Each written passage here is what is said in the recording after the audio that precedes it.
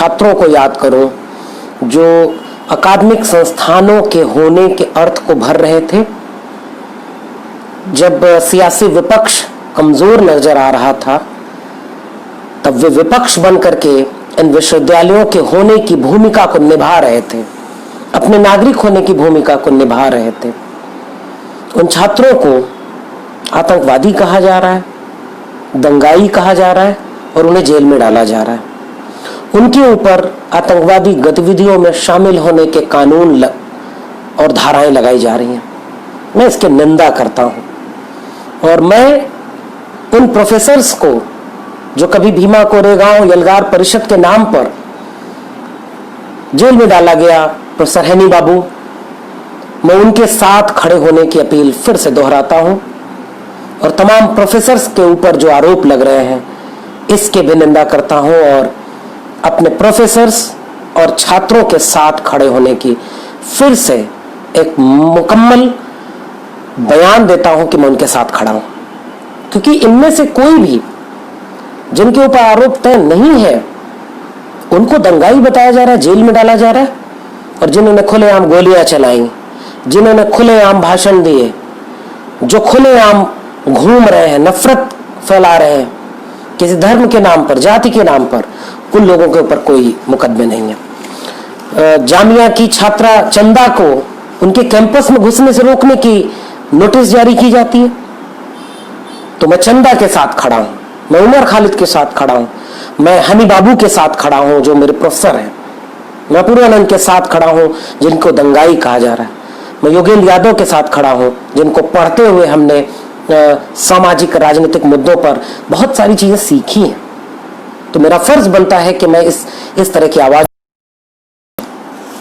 और तब विषय पर लौटते हैं और इस बात की गंभीरता को समझने की कोशिश करते हैं कि यूं ही नहीं इन अकादमिक संस्थानों पर हमले किए जा रहे हैं, यूं ही नहीं नई शिक्षा नीति ऐसी लाई जा रही है जो सामाजिक न्याय विरोधी है, यूं ही नहीं इस पूरी नई शिक्षा नीति के दस्तावेज से आरक्षण शब्द गायब कर दिया गया है।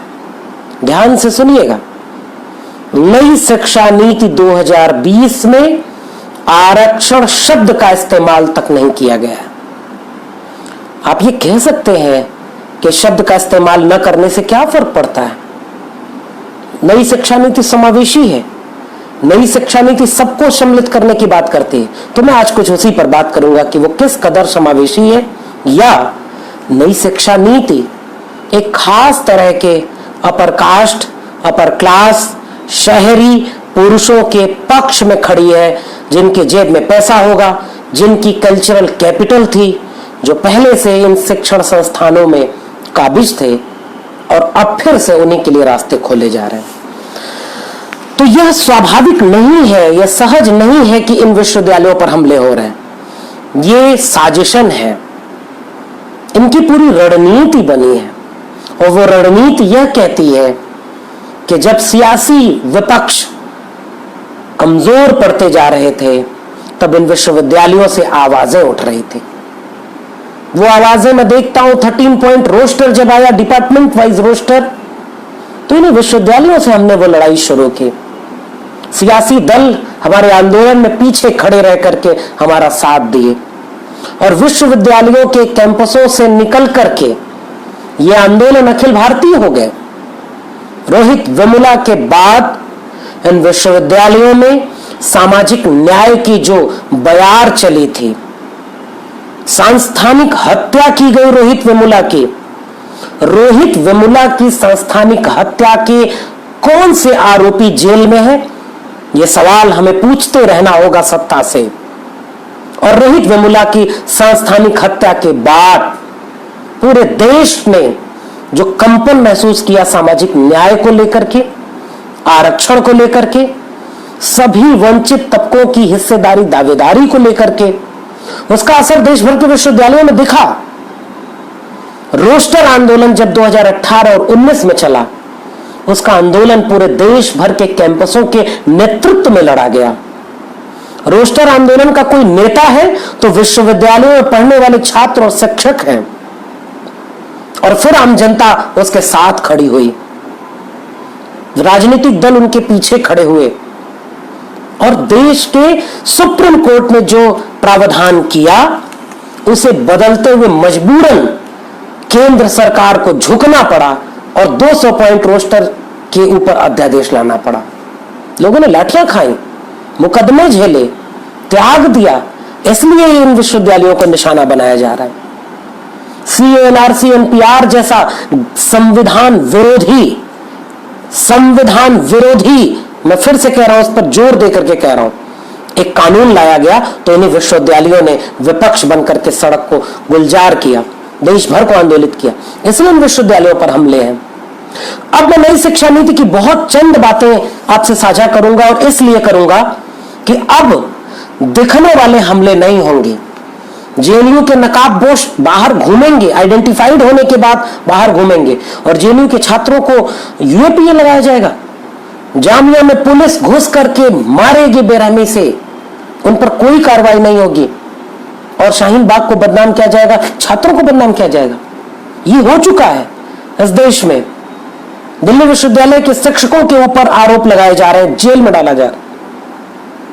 अब सीधे हमला करने के साथ सरकार नई शिक्षा नीति ला रही है जिससे विश्वविद्यालयों के चरित्र पर ही हमला कर रही है और वह चरित्र पर हमला इनके सार्वजनिक वित्त पोषण चरित्र पर है। 90 के बाद तो इन विश्वविद्यालयों की दहलीज तक दलित, पिछड़े, आदिवासी, पसमानदा आना शुरू हुए और आप रोस्टर से रोकते रहे। आप परमानेंट अपॉइंटमेंट बंद कर चुके हैं और यूपी में क्या कहा जा रहा है, संविदा पर नियुक्ति होगी 5 साल। यह तो कानून बन चुका है, यह केंद्र सरकार यह नियम ला चुकी है। नई शिक्षा नीति यह कहती है कि डायरेक्ट परमानेंट अपॉइंटमेंट नहीं होंगे। तो जैसे ही आरक्षण लागू हुआ 97 तक आते आते SC/ST का, 2006 में आकर के OBC का रिजर्वेशन हायर एजुकेशन में लागू हुआ, तो आप परमानेंट अपॉइंटमेंट बंद कर दिए। पूरे देश में संविदा पर शिक्षक रखे जा रहे हैं। दिल्ली विश्वविद्यालय के 5000 शिक्षक एडहॉक पर है, 4 बार फॉर्म निकला, कोई परमानेंट नहीं हुआ क्योंकि उन 5000 एडहॉक शिक्षक में 2500 दलित, पिछड़े, आदिवासी थे। तो परमानेंट हो जाते तो कितना बड़ा परिवर्तन होता।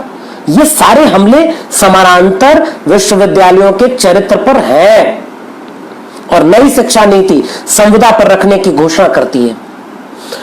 नई शिक्षा नीति